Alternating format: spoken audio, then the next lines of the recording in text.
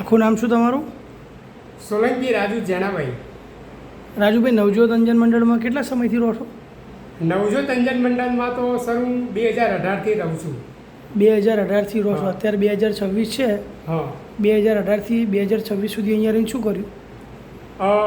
Sir, એક તો મેં અહીંયા રહીને BA પાસ કર્યું. પહેલાં તો મેં BA કર્યું, પછી MA કર્યું, અને હાલમાં હું અગરબત્તી વેચું છું.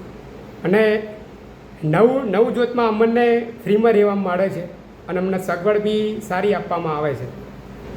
અત્યારે અગરબત્તી વેચો છો? હા, અત્યારે અગરબત્તી વેચું છું. રોજની કેટલાની અગરબત્તી વેચાઈ જાય? રોજની 200, 300, 250ની વેચાય છે. પોતાની રીતે જ વેચવા જાઓ છો? પોતાની રીતે.